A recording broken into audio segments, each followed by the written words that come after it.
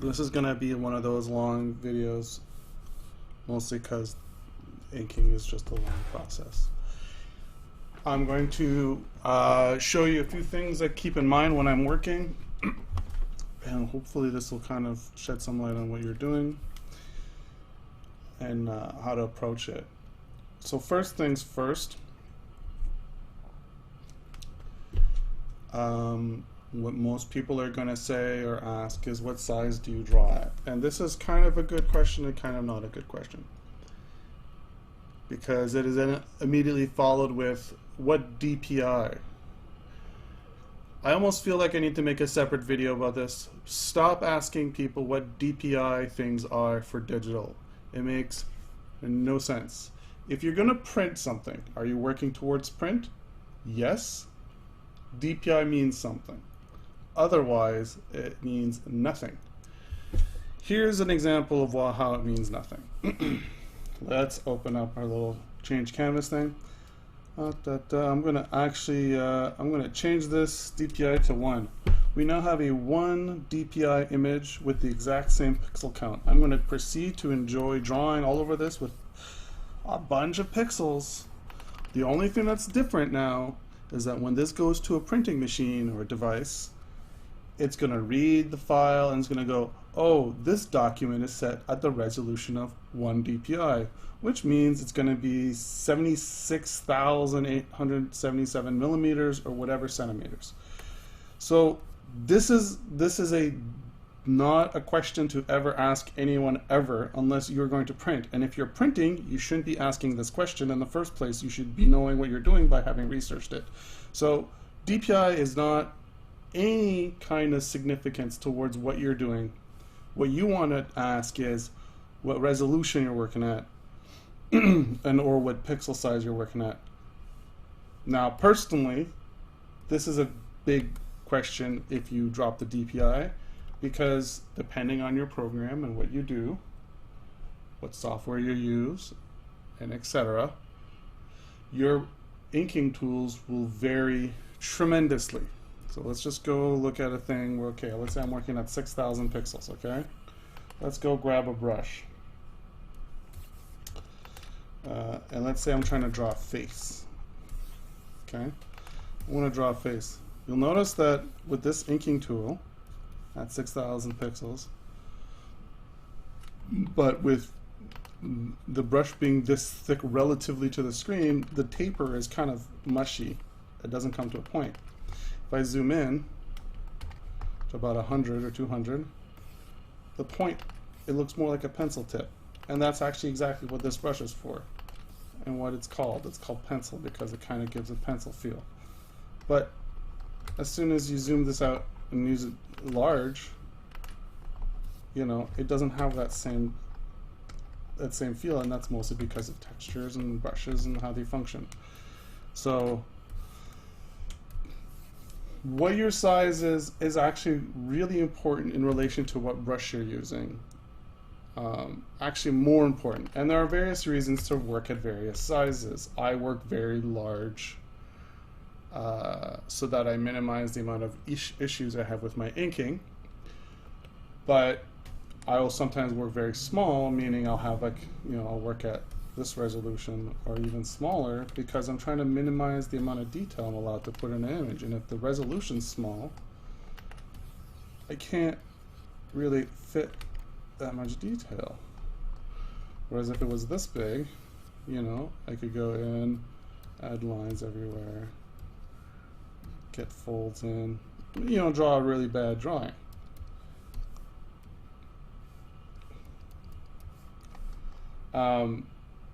But when it's small, I don't really have any options, and that's actually a little trick I do. And you can do that in real life using a large, thick carpenter's pencil or thick nibs or thick tips or whatever the deal is. So how does that relate to what we're doing? Well, then that relates to the resolution is important to both the output. I mean, obviously, if you have it big, it's going to be easier to set it to print if you choose to do so, because it'll have the right resolution. And you can scale it down if you want.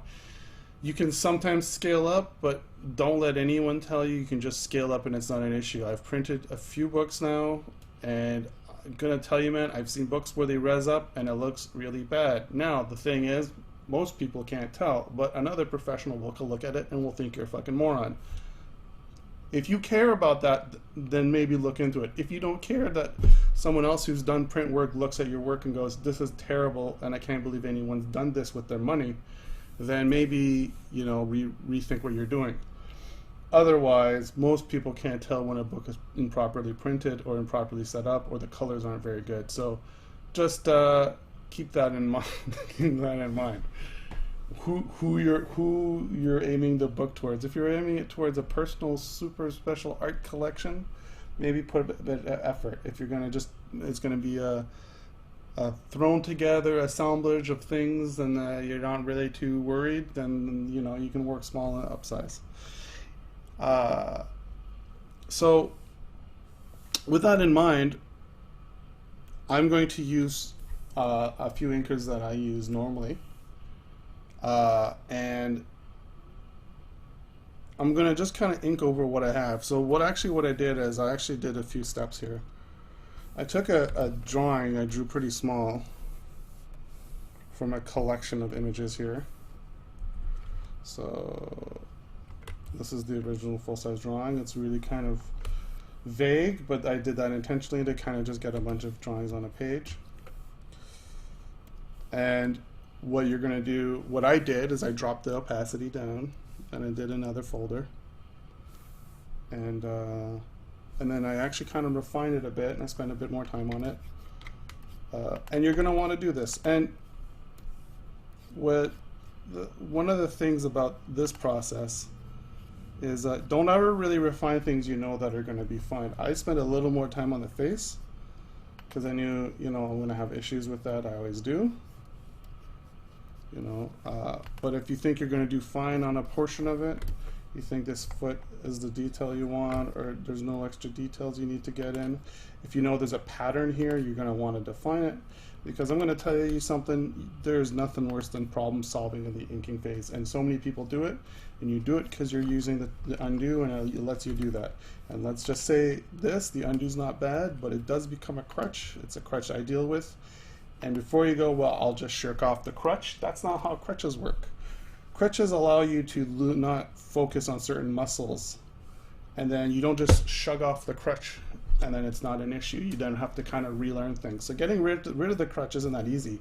You start to embed functions into your drawing like Control Z, zooming, rotating, all these sort of things are going to start interplaying in how you draw, and the second you can't do that, you're going to be interrupting your drawing constantly. So that said, Control Z and smoothing and all these little things, they're going to help you. But you're going to have to consider the long run deal and what you want your speed to be at. Because having to Control Z through a whole drawing is way slower than getting all those lines out like you want. Or getting 98% or 50% of your lines out the right way and then having the rest pretty close but not perfect is way better than getting 100% perfect lines but spending 6 to 10 times longer doing the ink job. And you're going to probably lose a lot of spontaneity in lines that you would have normally gotten that are more interesting than were you allowed to overwork a piece. Additionally speaking, I mean, if I'm really comfortable with the drawing, I'll actually ink it at this level. And that's fine. There's a few times I've done it. I'm also going to show you that I actually ink with red, not always, but usually with a pretty light red. It's like it's pretty light. And the reason I do this is for a few reasons. One, it's easier to see when I contrast it on the thing. Like if I were to drop down the opacity of this, I'd actually work with the opacity of the underdrawings at between 8 and 12, 15, because I really don't want to see that drawing. That drawing is going to intercept my eyes all the time, and I want to get good results. Secondly, so having the red is going to help with the contrast against the blue or green or whatever light color used or gray. The other thing it does is I actually don't ink with a straight up blackened, like if I were to just do this, I don't ink with black because of a few reasons. One, black shows all the flaws. So if I draw a line and then I do this, I'm going to notice this line here and it's going to bug me. I'm going to erase it. But I'll tell you what, no one's going to notice that line in the long run. And erasing it and spending time trying to make everything line up perfectly, and then working on this and working on that and getting everything all perfect is counterintuitive in my opinion. And you can do it if you want to, but here's what I found really helps. If you ink with these light colors, light red or maybe purple or whatever, that's not good. Maybe like this. No, it really works best in this color. Like a pink to red. These colors work best in my opinion. What you're gonna notice is that you're gonna have low contrast in the sense that it's high contrast with the back sketch, but it's low contrast in the overall scheme of things. So you're actually not gonna be able to see all these little tiny defects, but you're gonna have a better view of the full image as a whole sketch, instead of like, you know, like I said, going with black and white and making all these details. In fact, and additionally, I actually have a lot of my sketches are low opacity and have flaws in them. They're all broken up and look not perfect. They break, both the angles break, the tip is not perfect. In fact, you can see it right here. This inker does not break at the ends perfectly, and that's intentional. It does a few things. It makes sure that I don't worry too much. It actually inputs an imperfection into my illustrations, and then makes me more comfortable with the idea of things not being perfect, which I still have issues with. I actually think that I spend too much time trying to smooth over inks and make them look perfect. Secondly, I find that with more detail, with more texture and grit, you can do more neat hatching and stuff that feels a little more natural, like a pencil stroke. You know, you can get that kind of natural pencil stroke feel in your hatching. Whereas if you just got your straight ass pen, man, you're gonna be, this is how your hatch is gonna look. And you're gonna go, oh, that doesn't look good, and you're gonna hatch it again, and you're gonna try to, and you get stuck in this whole graphic art world where you're just trying to make sure. This is actually my improved version of, this is the straight up default Psi inking tool, and this is my improved version of it. So it kind of works the same way. Here, I'll show you the difference. This one does this. So there's a few things. First, it doesn't taper out as well. The tip kind of ends up being fat, and it just kind of has this shoelacing I don't like. My inker looks almost exactly the same, except the line tapers and loses some opacity, and it has a bit of lack of opacity throughout the thing, just a little bit. I think it's 98, so it's not even that much. And additionally, the taper's nicer. You know, it has a nice tapering. Whereas if I go to this one again, it's just harder to control. I get these blobs on both ends, and it's not that I can't try to fix that on this one, because I kind of feel I've already did on this one. I just, straight up black and white is just a very unnatural feel. Even if you're using China ink and you're inking, the paper and your brush texture, it's not, you're never gonna get a perfect. So I'm just trying to get in few flaws in my inkers and stuff to make it feel a little better. So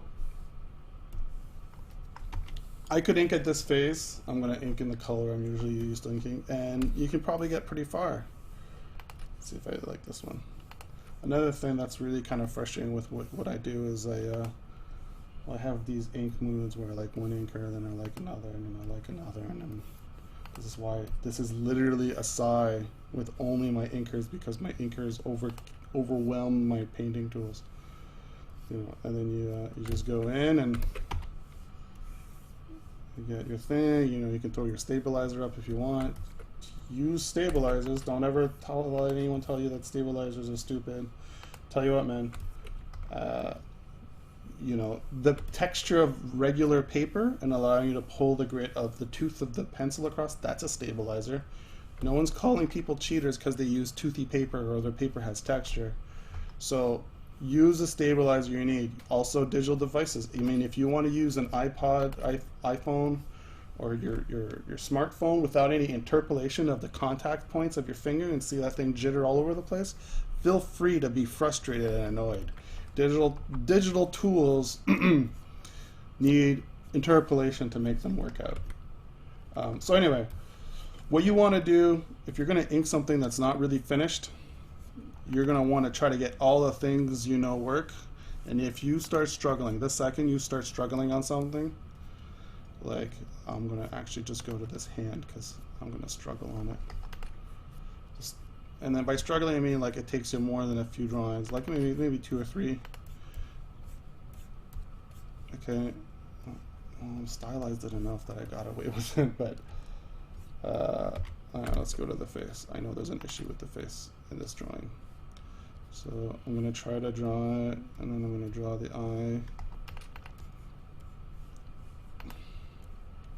You know, some of the elements aren't defined enough, and then the nose isn't, and then the chin isn't, and then all these features are kind of crushed down, and and then you're going to do this again.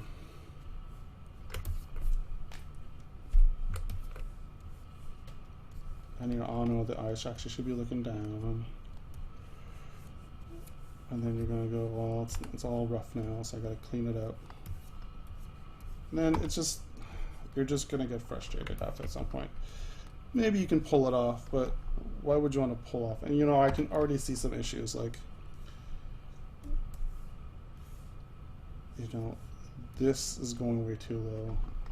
I feel like it should be going like this to better respond to the head shape. So this eye needs to go up. And these are all like issues you could have solved. So I'm actually a big proponent of ink what's easy and then refine what you need to fix and then just come back. So just get as much as you can get done. If things get too struggly, just drop that section. Just keep inking all the fun parts you like, that you think you're getting off pretty quickly. And that'll kind of create some momentum. And momentum will help you not be disappointed with your drawings entirely. I'm not saying the parts you like inking and you feel look good are gonna be good, but at least you won't be smacking your head against every single part of the drawing you're doing and stopping just to struggle and feel like you're not getting anything done. So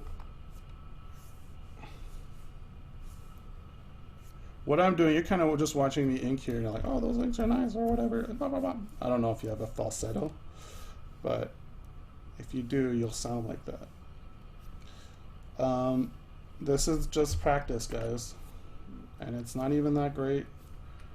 What I'm doing, I'm not even really putting that much size variation. I could really be working this. I could be like, you know, we could be really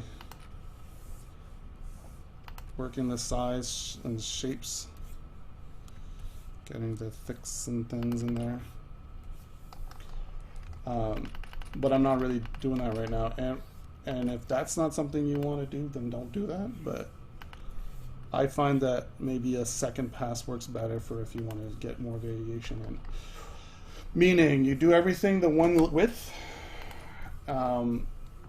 with a more reliable sized brush, and then you come in again with another inker and add more expression to the line. And you can do this on another layer, in fact, and you just go, you know, I'm going to add some shadows and some widths and some form to what I'm doing, and maybe add some hatching. And you can just go over your drawing again. And here's the thing, you're like, well, that's kind of annoying, but when you have a more reliable inker that has a less thick tip, and by thick I mean, sorry, that doesn't vary as much. So this brush, it doesn't really vary that much. It kind of stays a pretty consistent shape. If I take this tool, it tapers a lot. And I'll tell you what, there's a few problems with this tapering thing. If I draw a line like this, and I draw a line like this, well, guess what? I got to draw another line because my tapering is too strong. And if you're going to go, well, I'm just going to draw a big thick line, I dare you to try to draw big thick lines and have control and have the pressure all in one go. as a beginner, or as an intermediate. It's going to be tough. Don't do that. Do yourself a favor. Make yourself some brushes that have, I don't want to say like a micron, because man, do microns have a gross wiry feel to them, but try to just get it that it's just a little bit of variation here, a little bit of texture, a little bit of variation, so you're not, you know, so you're not having to like really work the ends that much, you know, like at worst there's a little bit of cleanup or there's a bit of connecting, but you're not dealing with too many issues. Then you know, and then you kind of ink. Now obviously here I can show you. So one of the things you'll notice I'm doing is I'm trying to get these sweeping lines by holding my brush in a certain way. I'm actually not doing a lot of I'm on my Cintiq. Okay, so first disclaimer, guys, I can do this on the Intuos, but I'm doing it on the Cintiq just to get these kind of results faster. The benefits of the Intuos I'll review in another video at some point, but it does things better than the Cintiq. The Cintiq just doesn't have the same amount of pressure capability, whereas the Intuos does and has much better ability to capture the up and down motion, and that's regardless of what Cintiq tells you. Well, sorry, Cintiq and what Wacom tells you about their Cintiqs. 4,000 pressure levels. There's still a piece of plastic between you and the hardware that detects pushing. And if you put a piece of plastic on your Intuos, you're going to notice a loss of sensitivity. There's no way around that. So there's always going to be less sensitivity on your Cintiq. I'm going to take just a short break and I'll be right back. All right, we're back. So here's what we're gonna do. I'm gonna go through, maybe I can get that other sketch in there. I'll show you. So we have the original sketch, and then here's my under sketch where I refined it a bit. So let's work on this as I kind of explain a few things. So one of those things is that people will say, hey, tell me what inker you use, because then that will help me ink, and then you will give me the thing, and then I will be the best inker. And I got actually kind of annoyed with this, because I mean, it's not that being given an inker isn't going to help you. Having good tools does assist in better results. I would never tell someone to have a Bamboo or whatever they call it now, the Intuos Manga, because the hardware is so shoddy. As a beginner, you're going to be fighting with things you don't even understand yet and getting poor results on top of not being good enough to understand that those aren't things you should be dealing with. So definitely I would say always go for middle ground. Get something right in the middle, get something that's a few years old, get an older Intuos on eBay or something. Don't need to get the biggest and best. But I was getting annoyed with being asked, so I started inking with the marker tool, which is kind of funny because I've started to really like it since.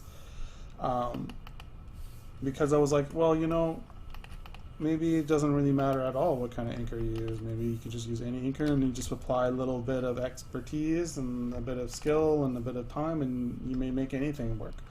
So here I have the marker tool. I mean, it's slightly modified. There's just a little bit of texture. You can barely see it. I mean, it's barely there. And I just ink with this pretty thick.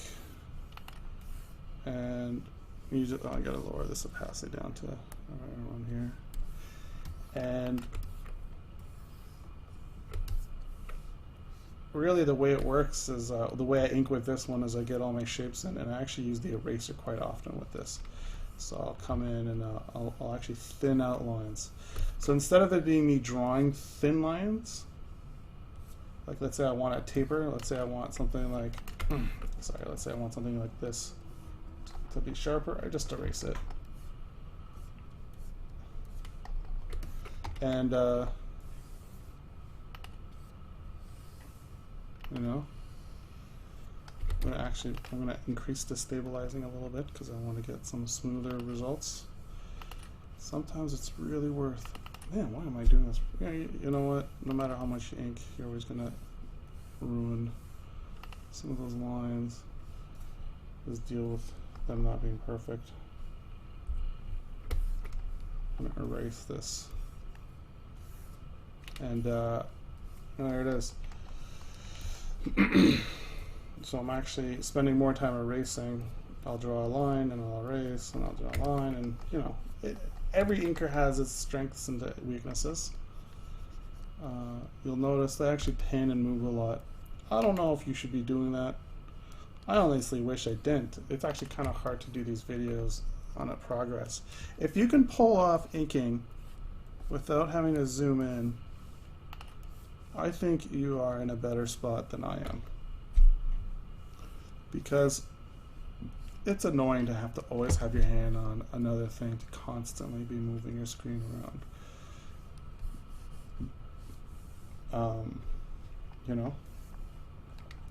So that's that. So there's that first pass with just the marker tool. But I mean, it really depends. And this is why every time I start a new comic, I practically build a set of tools for it, because your inking tool will define your results and how you feel about the lines. You know, if I've got a stylistic, if I got a sharp edge brush, I'll draw sharper lines. If I've got a smoother, rounder brush, my lines will just be different. That's just the tool will give you different results, and you got to make that choice consciously. You can't have the tool boss you around. You have to go, yes, that is the way I want it to look. This tool here is nice because I can get nice soft tools, and then if I make it small, I can get some nice hatching. So it's kind of got a pencil feel to it. So if I wanted to do more pencil-y things, I'd use this tool here. I've got a few other ones that kind of behave the same. This one here, for instance, will do the same thing. And it's similar but different. As I try to stop doing my undos as much, I've replaced it with erasing, which I don't feel as bad about. Although technically with inking, traditionally you'd have to be using a lot of whiteout. But what I think it's more like is like having to use an eraser, which there's nothing wrong with that. Having to spend a little bit more time to erase a line makes you double think. Sorry, not double think. Makes you think a little harder about your strokes, and also makes you think a little harder about if it's really worth erasing. So I'm in a middle state here between these two. I'm kind of using one and the other interchangeably, but what I'd love to do is to just have only erasing and then eventually no erasing and no undoing, and just getting those results bang on every single time, or nearly every single time. We're having undo's a thing of the past, but I gotta work hard to earn that. And you know, when you get to a point where your results are close to what you're like, hey, I like these results. You know, when you have your confidence factors up with your results, then you can start focusing on other things, so that you're like, I'm going to get these same results, but I'm going to get them faster. I'm going to get them quicker. Sorry, that's the same thing. I'm going to get them with less mistakes. I'm going to do that bigger. I'm going to have it with more style. So I'm just kind of mindlessly working over this to give you an idea of what I do. I mean, it must be frustrating to never see it finally inked. I will ink this, don't worry. I mean, technically I've inked it in this phase here. If you don't mind having a really sketchy, you know, color that up, there you got yourself a comic book with a really rough style.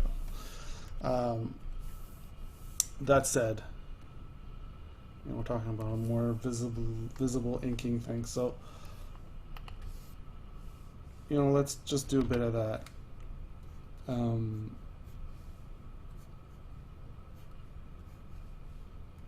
What you're gonna do is you're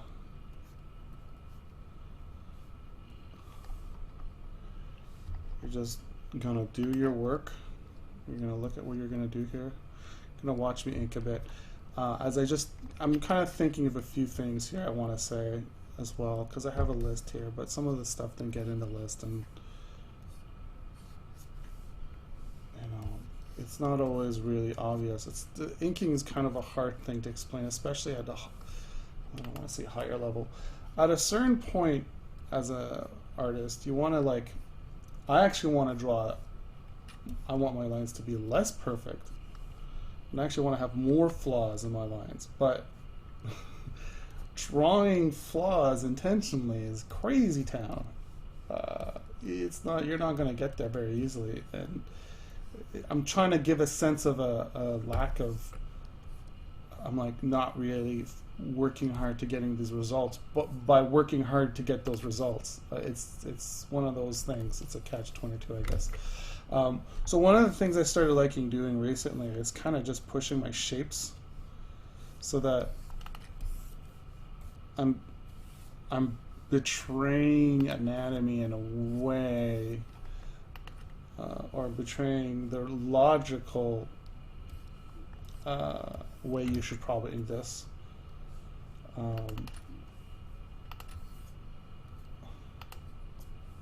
You know, so what I'll do is I'm having an issue here.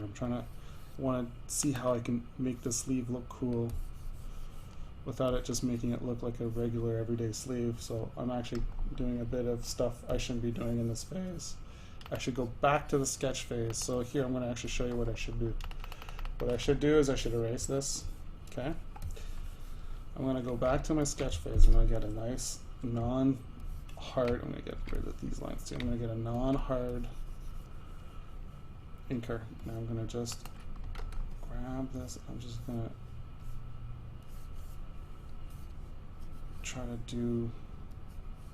to break down some of these shapes here visually. So I can see here I'm already not really happy with that, so I'm going to go in with that. Okay. And then this thing here, what I want is I want to show the sleeve, but I don't want to show, I don't want to do this thing. I don't want to do this thing. It looks terrible. It always looks terrible to just do that.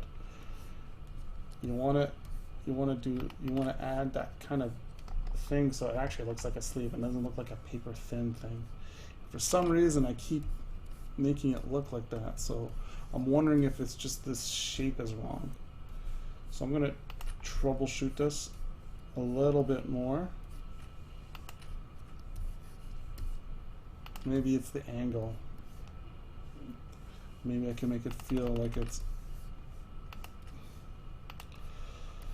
and then, you know, maybe my expectations are too strong for what my skills are, so maybe I can't get this to look good with my current knowledge.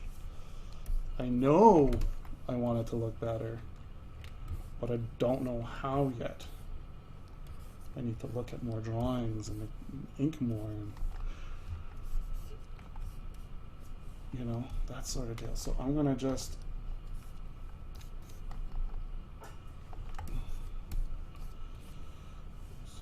gonna say, you know, this is, maybe this is good, this is fine, maybe what I have is fine. But I'm already starting to not like anywhere where I'm doing with this lines.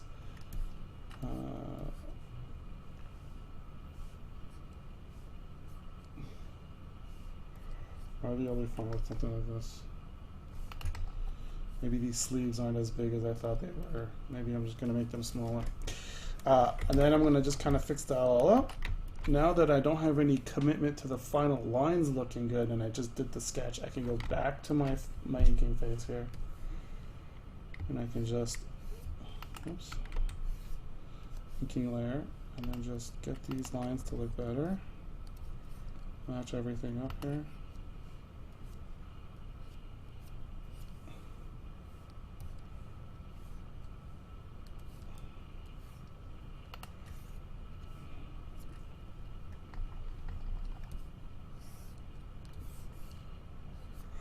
This is one of the issues with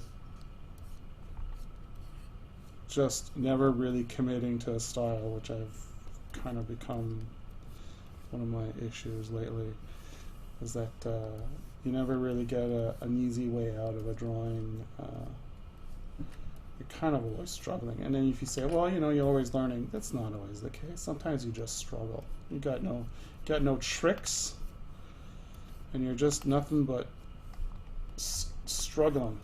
So, you know, I'm not too happy with this, but I find that whenever something takes too long to fix, what I do is I either change it enough that it looks solid and doesn't betray the original vision, or I just go, you're gone, and I come back to this shape later. I just put the drawing down. It's not always the case. You can't always do that. I mean, you might have some deadlines or whatever. But sometimes a day is all it takes. Sometimes a few hours. You know.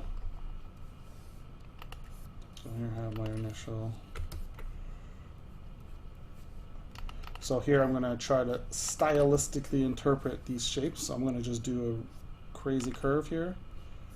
Because I'm trying to do stylistic interpretations, I'm going to be going for more geometric angles. And I'm going to be pushing shapes further than what I'm naturally used to. So here we go. And whenever something feels too natural, I'm going to show you one of the benefits of being a digital artist is you can just kind of sort of cheat and then claim credit for it. So I'm going to go, you know what, this looks too natural. I'm going to exaggerate it with this stretch tool. So I'm going to grab this. I'm going to go to the perspective box and see what I want here. And I'm just going to really push this shape. All right. And then you can probably, depending on the resolution you're working at, you can probably do this twice. I don't recommend to do it more than twice. And then here we go. We've got kind of an exaggerated shape I wouldn't have normally come to, but it's closer to what I wanted. And really all this symbolizes it's instead of me having to redraw this over and over like I traditionally would have had to, I got this tool here that does the redrawing over and over for me, and that way, when I was stretching it around and it looked exactly like how I wanted it, I just stopped it, and that was my final drawing. But it's nothing magical. It's just saved you from having to draw it once and then go, you know, I really need to push this more, and then, you know, take little baby steps. Instead, I just kind of got the results I wanted in the one go. I don't like how long this foot is, so I'm going to just shrink it some. At some point, if you keep doing this, you're just going to have to redraw everything. So don't sulk. Just redraw it. You know, it's almost already all there. So just redraw your damn drawing if it's too ugly or it's been distorted too much from scaling. So I'm going to assume he's got these weird slippers on. I'm not going to worry too much about this foot thing because it's kind of off in the distance. In fact, if I were probably painting it, I'd put this in the shadow. So let me actually remove a bit of detail so I can just do that. And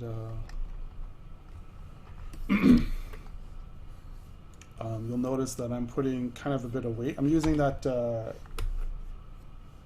brush with some weight on it.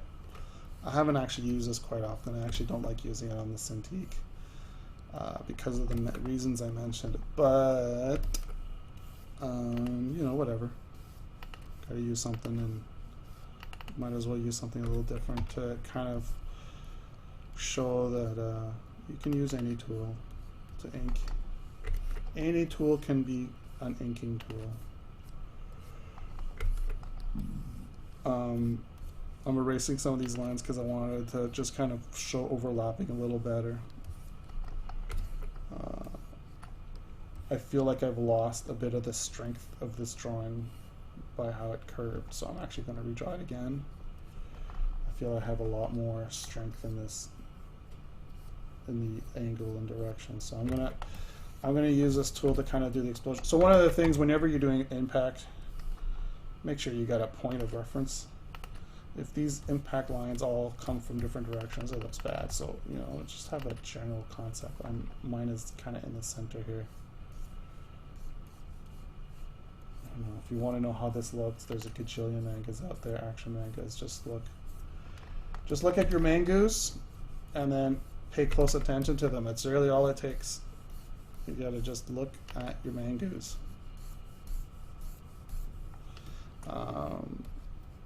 When it comes to this sort of stuff, getting these lines to look good is pretty tricky, and I'm still not very good at it. A lot of it has to do with just how you distribute each line and their proximity to one another so that they don't feel all packed. So there you go. Now to give this even more impact feel, I'm going to just kind of draw some harried lines here. This doesn't look very good either, so I'm going to just draw some. I'm going to zoom out to keep an eye on what I'm doing. Sometimes you just got to zoom out. You can also do that trick where you go to other window, what is it, view? And then you, was it new? You get a new view and you make it smaller, and then you look at this view and you work on the big one at the same time. Here you can see it. But I've actually started using my OBS preview to review, so I actually don't have to do that here. You can just do this and you'll see it shows up here. So I just look up at my my OBS as I stream, or I just do preview mode, and I look at it, and it doesn't show a zoomed out version, but it shows zoomed out just a little more, and I have my eyes just get a fresh look at it, just a brief fresh look at it, as I kind of pan up to look at the new version here. And then because it's not under my stylus, I can get a good feel for what I'm doing. So I'm just going to keep working on this. I'm probably going to frustratingly have to, because I kind of want to finish this drawing, I'm going to just deal with this not looking that great, because I just want to show you guys a finished product. Of course, many of you are going, I don't see the problem. Some of you are probably going, yeah, that doesn't look that great. That's okay. For now, doesn't make me happy, but whatevers.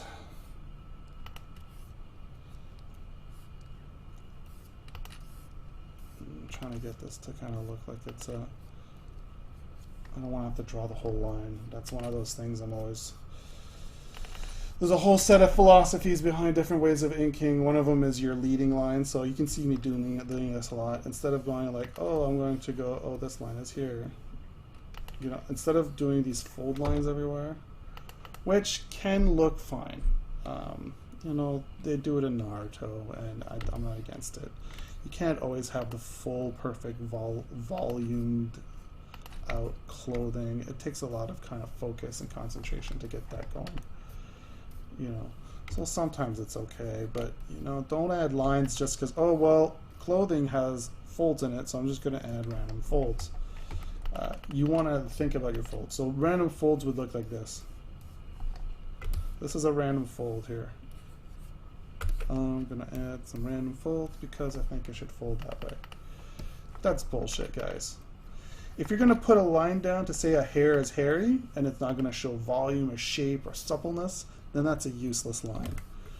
Your lines should have to say more than one thing. If your line, this line here, it's saying contrast, and then because of its weight, it's saying shadow. This line is here saying the contrast between the character's color and the background, and it's saying, and it's lighter, so it's saying that there's light up here. This line here is saying contrast. It's also thicker, giving you focus and sturdiness, and it's frayed here showing movement. So lines do more than just show a shape, guys. It's like a complex interwoven series of little details. they can describe so many subtle things, and it's kind of crazy because lines don't really exist in real life yet. It's like one of the most common drawing methods. I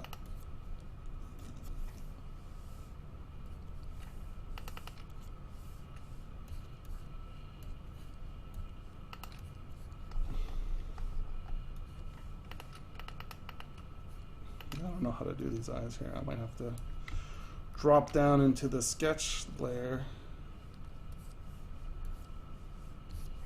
Or just add enough eyebrows that no one cares. Here are tiny eyes. Needs action.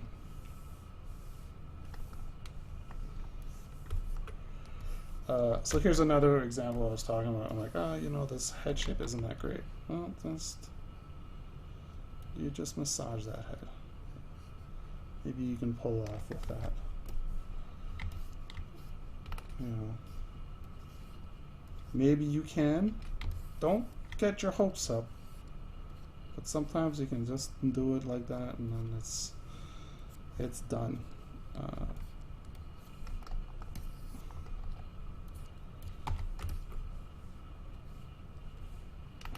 Let's see what I got here.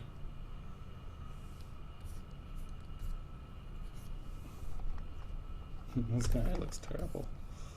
Oh well, it's the drawing I picked. And there he goes.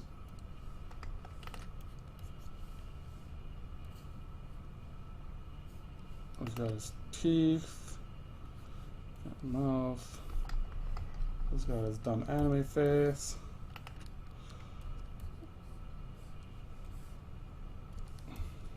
Maybe some more.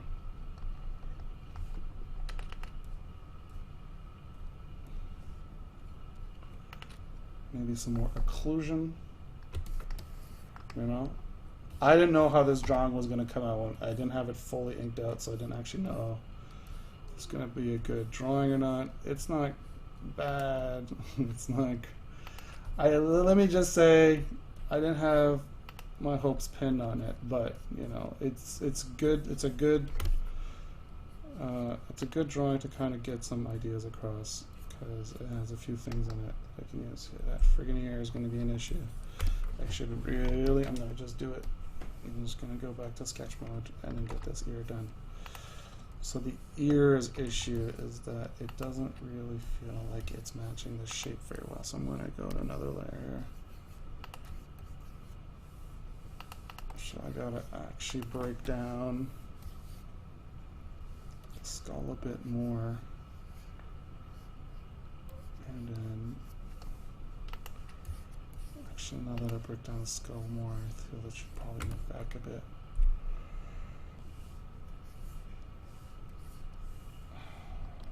And then just kind of doing some breakdowns here on the shapes, where things should go. And this should probably go down here, so it was probably the right spot. Sometimes you think an ear is wrong, and it's the shape is fine, but it's in the wrong place, or you know, it's something else is throwing it all off. So I'm going to erase a few lines here, because now that I'm looking at it, I don't like them as much. I'm going to kind of get this thing going here like this. This eye is too small, so I'm going to make it bigger. I'm going to go back to my inking tools. This thing, so I wanted to have like a straighter kind of skull shape.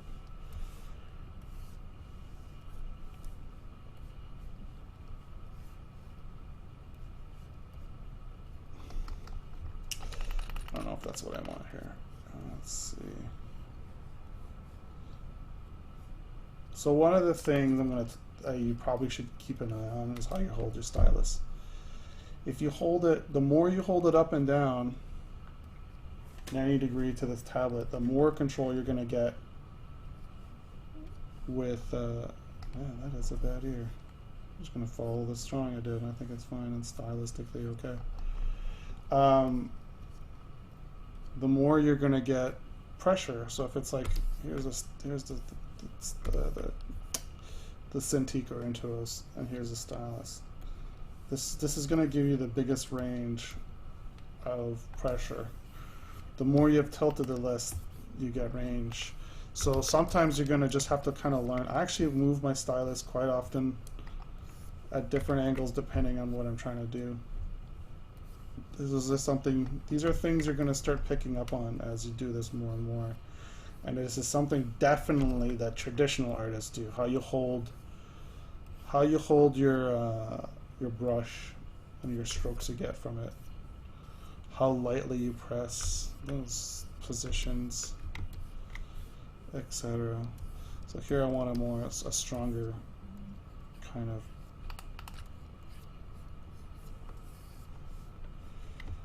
feel that I need to get a more stylistic thing. I think I can just kind of sell all this in a shadow so I don't have to just do as much. Alright. And then I'm going to erase a few things to kind of undo. You know, one of the more frustrating things that come across is I'll do all this extra line work and I'll be like, oh man, that looks good. And I'll be like, but it doesn't work. It makes it too busy. And you know, you gotta sometimes delete that extra work. Oh my god, I did all these bad lines here. I don't like them at all. And immediately I was like, what the hell is that? I haven't done lines like that in a very long time. So you're gonna wanna try to show this shape here with a line like this. So at this point, these lines here all kind of, and up here I got an issue. Okay, so here's one of those deals, and I kind of do this a lot with my inking. I wanna show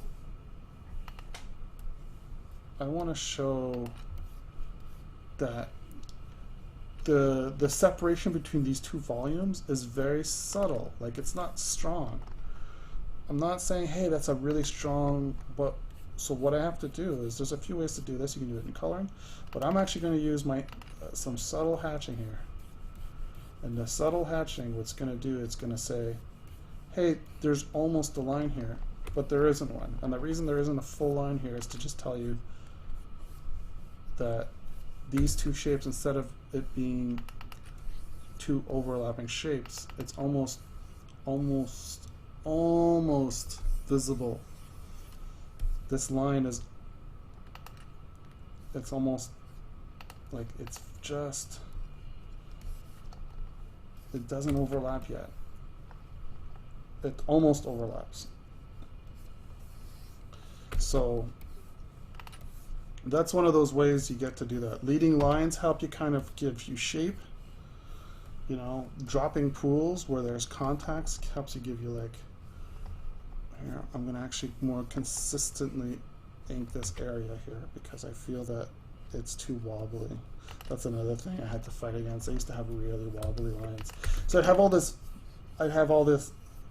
you know, oh look, I got expression. But, you know, it was everywhere, and I needed to figure out how I want to do that, because otherwise it just makes everything look goopy and really noisy and hard to absorb. Sure, it kind of looks nice on the individual scale, but you know, when you break it down to the full drawing, it's just a noisy mess. So you got to sometimes pick. So here I'm coming in. I've kind of almost finished here, but I'm taking a brush I have that I showed you guys earlier that's more sketchy. I wonder if I want to. So one of those things you got to really pay attention to is silhouette and tangents and stuff like that. Here I'm not quite sure what to do, because, you know, if I add that extra thing, it kind of breaks up all this stuff, and it kind of, I'm going to leave it as it is. It's not ideal, but if I start kind of adding that detail here and then break up the silhouette, it really kind of hurts this punch thing. I've also noticed that there's about the same amount of distance between here and here, but honestly that head would totally overlap that way more. So I'm actually going to just do a few fixes here where this collar doesn't immediately surround the whole head with no consideration for. So I'm going to do that there. I'm going to kind of add a few more wrapping lines here to kind of better sell, since I don't have that collar to kind of block and hide that stuff. And I'm going to just add some shadows. Does that work? There's maybe a little more stuff I should be sketching out here, but I'm going to just not do that. I'm going to just see if I can sell it right now so I can get it over with. But I might have to just... yeah, that works. And there we go. So I'm going to put that in the darkness. I'm going to go over a few things that I noticed I didn't like. So since I've got a more stylistic look, I'm going to just come in here and I'm going to just kind of cut out some of these shapes that I added too much roundiness to it. I'm going to add a bit of action lines to it. So I'm going to throw in some hatching so that there's more volume, a little bit more volume, a little more action. Feel, maybe it's just a little more roughed out, you know. And yeah, and then I'm just going to kind of scour around looking for what I call tangents, which I'm sure most of you have heard of. If you haven't, it's basically where two lines meet up and it looks terrible. So for instance, I can show you a tangent here. I don't want to ruin my ink too much. Here's a good series of tangents. So if all these lines, all these fold lines came from the one spot, I'm going to tell you, that's going to look weird. You know, if this suture line, okay, went like this, that's a tangent. Because now I got this line here leading into that line, and it just looks weird and wonky. If I had, there's a detail here, let's say it's a collar thing, okay, and it went along the arm like that, that's another tangent, okay. Tangents, they look kind of, here's a tangent I have in my drawing, so let's go fix that. Doesn't take too much to fix it. There's a few ways. I'm just going to basically move things just a little bit. Now I don't have a tangent. I fixed my tangent. I'm going to add just a few more lines. I want to have like I want to better define this kind of forehead shape. So I'm actually going to add some anger lines, some forehead shadow lines, so that I can really kind of, sometimes you want to throw in some lines that don't really make sense but help better define the shape, you know. I think that's where style comes in, but you know, and then I'm going to throw in some blacks for the mouth. And maybe some better teeth here.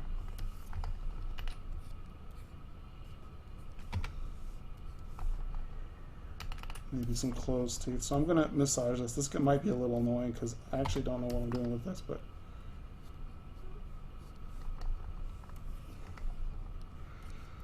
you know, it's not great, but you get the idea.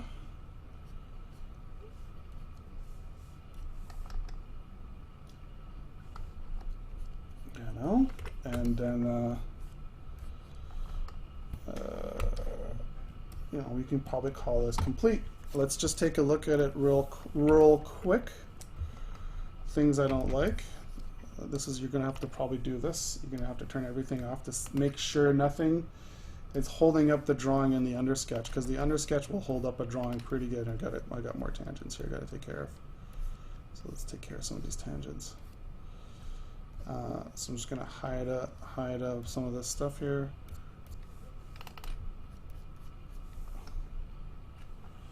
I'm going to add some lines here.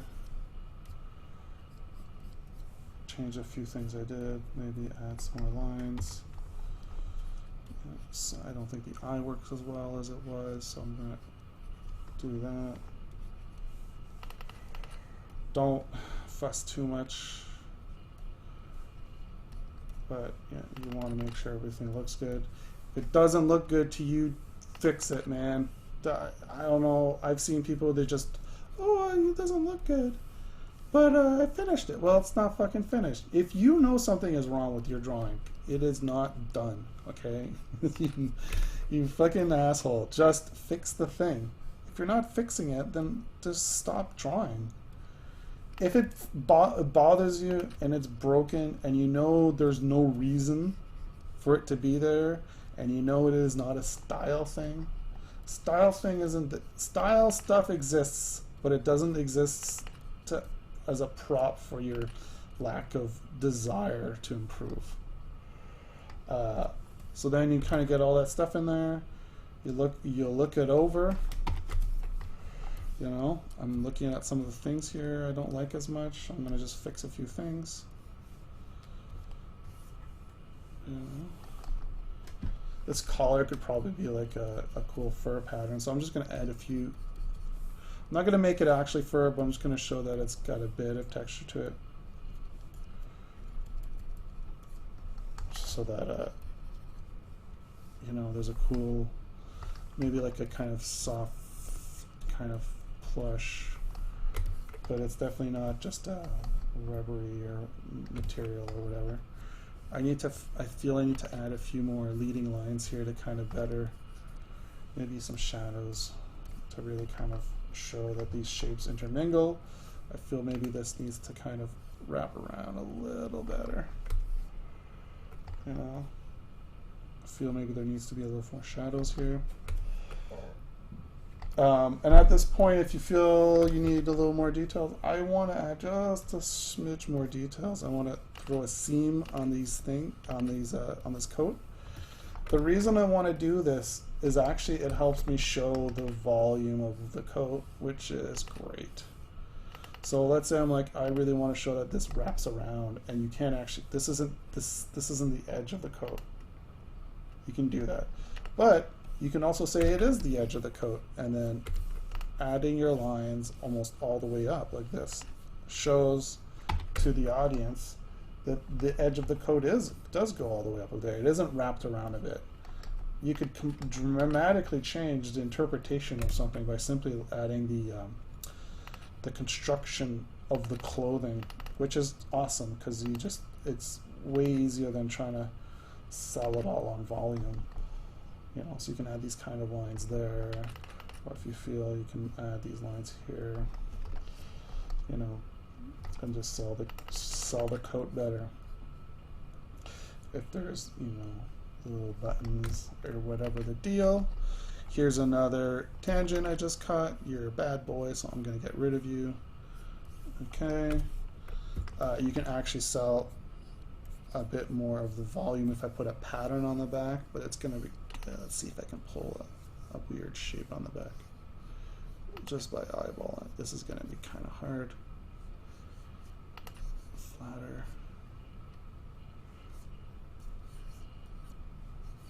Or whatever. I feel that circle needs to be down here. This is a pretty tricky thing to do, but if you can pull it off, do it. Sometimes you just got to draw it really flat. Draw it head on and then squash it with the stretch tool to get a really good approximation of what you should be doing. And then, you know, that same thing for this stuff. Let's see, how does that feel that it should go? All right, you know, I'm going to add some additional elements here. I'm going to add some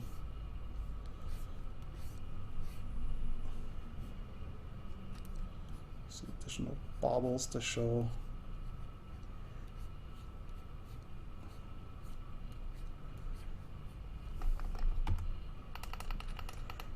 you know, I don't know if that'll work, so I'm just gonna kind of get this all sewn up and just close it up. Something that strong of a shape probably should have been figured out in the sketch phase, so I'm just going to add a bit of design there. I'm going to add some additional lines here.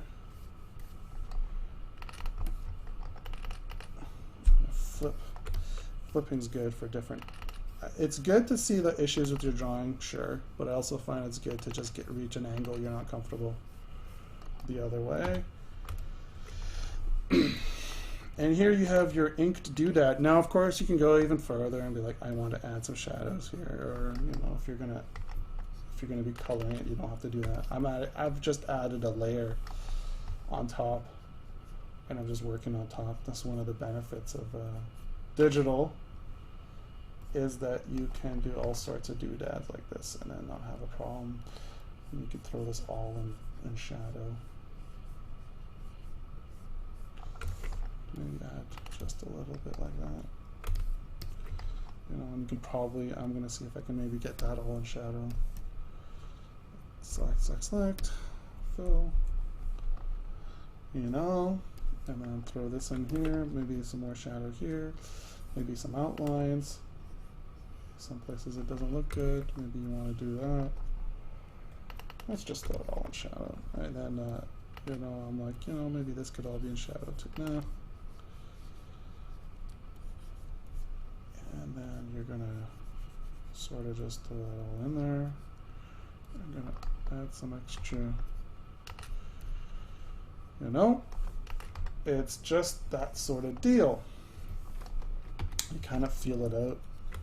You know, sometimes things look good, sometimes they don't. I'm gonna throw in a whole shadow here.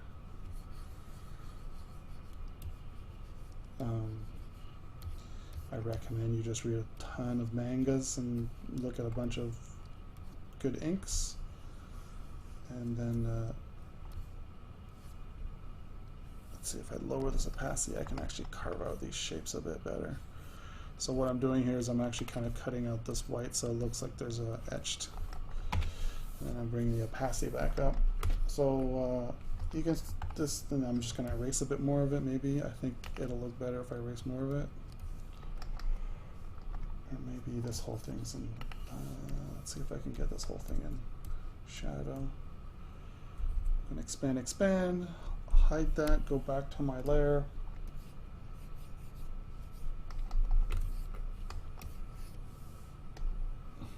Deselect, draw a few more lines. But you know what, I think this is good enough. And there it is. Maybe we can throw some stronger lines on this, but that's your ink doodad. This isn't too strong. I'm gonna maybe cut that out. I don't know. I should have put this on a separate layer, to be quite frank. Whenever something intersects like this, it's just better to throw it on a different layer. I think the issue is that it should be larger. So here I go. That actually looks better. That crushed it that much. Maybe. And there's your damn drawing. Just do what I did, and then you'll be good. No, but then you guys can't get a kind of an idea of what's going on with these, with inking. I mean, inking's its own little beast, and I actually think it's way harder to do than painting and coloring. It takes way longer to get results. So I mean, I wouldn't ever recommend doing this unless you really want the results. If you want to get a wow factor, guys, just learn how to paint, because people super love paintings. But you get really good at inking, and people are, only other artists care really about a good ink job, really, from what I've noticed. There's art for you, art for artists, and arts for fans. Let's see. I'm just adding some more detail. There you go. Maybe some of this stuff will look good. I'm just massaging this. I mean, I could have been done a while ago. I feel the eyes need more expression of rage, and you know, maybe some more voluming. And gonna save that up, and that's about it. Yeah, that's a lot of talking, guys. Sorry it took so long.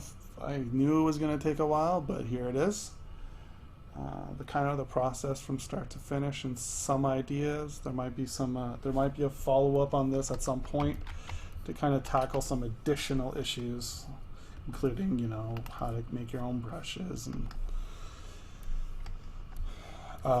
you know, other kind of concepts that aren't really covered in literature and stuff you read. Okie dokie. See you guys later. Hey, so I didn't forget to actually show this black and white. I mean, it doesn't really matter if it's black and white or not. You guys get the picture, but just decided to figure it out. Here you go. There it is, looking strikingly black and white.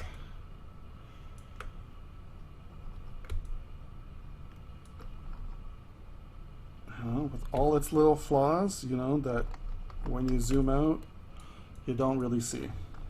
So many little flaws that I would have picked up on and then fussed over, but to be quite frank, maybe this one I'd fix. But to be quite frank, once you scale out and you show it, let's say the image is supposed to be this big, no one's going to care about almost any of those. In fact, they're going to look at this for a quarter second and go, yeah, that's a good drawing, or oh, that looks good. And that'll be the end of it. So the nitpicking needs to stop sometimes, and that's a good way to keep an eye on it.